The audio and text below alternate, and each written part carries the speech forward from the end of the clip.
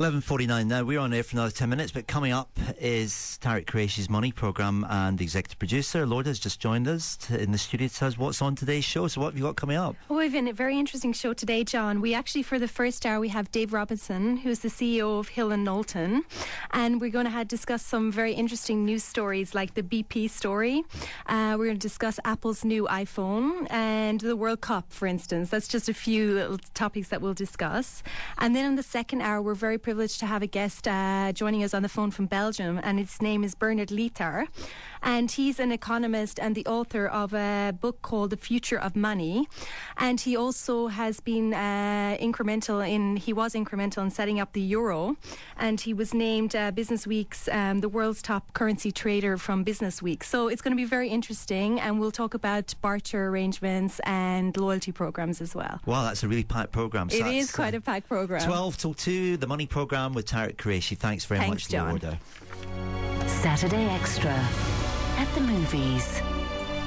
Now at the movies, and it's Jordan and Ewan who are here with us this morning. They run Buzz, which is the radio station up there at Jess at the Ranches. Morning, guys. Good morning. Thanks for coming in. Now, you also went to see a movie for us this week. We wanted you to go and see Shrek, but I don't blame you for not going to see Shrek. But instead, you diverted your attention to the A-Team. Oh yeah, the A-Team. Right. Yeah. So first of all, who's in the A-Team? Anybody we know? A lot of people we know, actually. They've kind of got the all-star cast rolling out for this one. Oh, yeah. Possibly to attract all people who haven't seen the original series to come and see it. I mean, in the main lead character role, we've got Hannibal, who is played by Liam Neeson of Taken. You might recognise him from Taken. Face is played by the one and only truly amazing Bradley Cooper, who was in The Hangover. Yep. Now, why did you say he's truly amazing? Oh, because he was hilarious in The Hangover. And he's pretty good in this as well. Oh, yeah, in this. Yeah. Is he? He was interviewed by David Letterman the other night, and I thought he was quite good, actually. He's very good interviewee. Yeah, he's very funny. He's a pretty funny guy. His comedic timing is one of the best, I would say, yeah. Okay. Who else? We've got someone I've not heard of, Quentin Rampage Jackson. With a middle name like that, you're going to get some hardcore, manly person playing B.A. Baracus. Mr. T's old role. This guy is also a ex-UFC wrestler, so this is his first actual movie. So this is kind of big break, so this movie kind of makes or break his newfound acting career. Right. Now, did you guys know about the A-Team, or did you ever see a television episode of the A-Team? Yeah, I love the A-Team. The A-Team's amazing. Well, how? Because it was on about 35 years ago. You go to the UK and you put on Bravo, and it's just constantly on a loop there, along with all the other old shows like Airwolf. So that's how you know it. So, would you not agree with me, and as I was saying earlier in the show, that, I mean, the A-Team had sort of a strong thread of comedy running through it? And of pastiche. It was just a big gag, really, the idea that a bunch of mercenaries would travel around in this van, encountering all kinds of strange people, terrorists, petty criminals, you name it. And then you had, is it Mr. T was the main character? Who Mr. T, I think they were all kind of main characters, but Mr. T's the most well-known, yeah. And so he was bedecked with all kinds of bling. Yeah. All right. So, very, very typical episodic television serial fare, produced for the US market, but became a big international hit. And the film, to me, looked a bit serious, is it? That's from the trailer. From the trailers, if you watch the trailers, it looks, oh my god, they've gone and ruined it. Yep. It's just too serious. But after you watch the movie, we found it quite funny.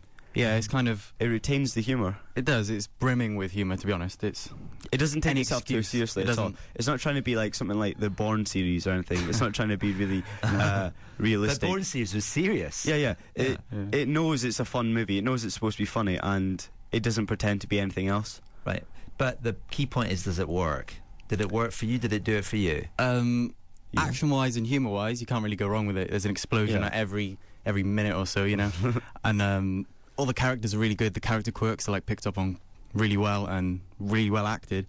But a down point for me, I'd say, is that the plot was kind of, what is going on? Yeah, but wafer thin. Yeah. But then again, you wouldn't go and see the A-Team for the plot. Nobody does. Even the TV series. You see it for a laugh, didn't you? The TV series itself had no plot.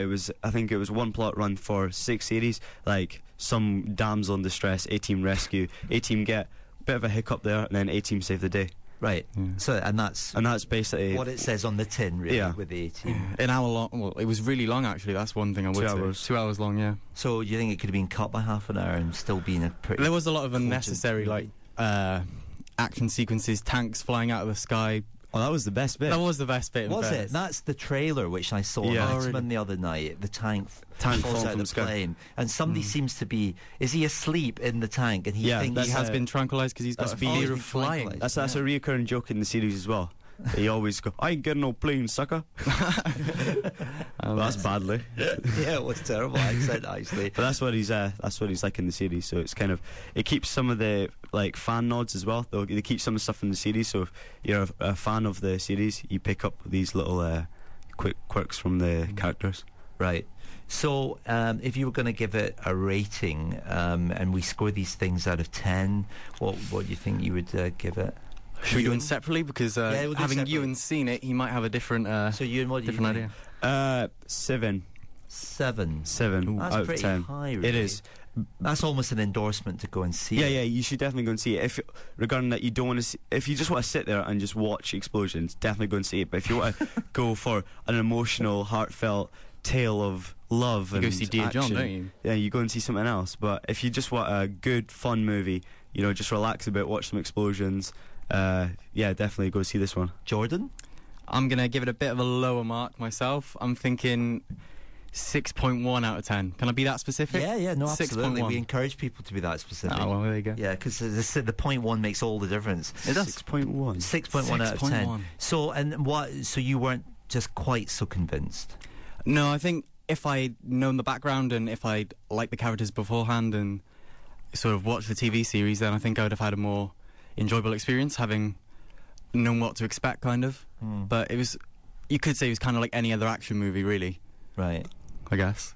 You're like, oh, what are you on about? It's not like any other action movie. It's better. Yeah. Well, with the guy with the Mohican and that sort of thing. And a mad guy, Mad Dog. He was really good. That was a character I particularly liked. Mad Dog. Mad Dog he's Murdoch. played by The which I'll bloke get his from name. District 9. Charlton Copley. He's a new actor. He's was on District 9, and this is his second movie, and he was really good in that.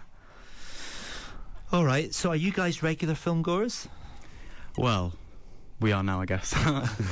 But do you like movies or do you like live performance, or what's your favourite? I'm not much of a theatre goer, to be honest with you. I'll check the odd pantomime out now and then at Christmas time, but other than that, I'm strictly movies, I think. And tell me, how is the radio thing going that you're doing up at Jess? Oh, we've kind of put that on hold for the Yeah, moment, haven't we? it's, What with exams and work and all that and sort of a lot of stuff. So work. what year are you in? You're 12. 12. So that's A1, is it? If you say so. It's A-level year. Oh, you're doing And IB. IB. Oh, IB, doing yeah. IB.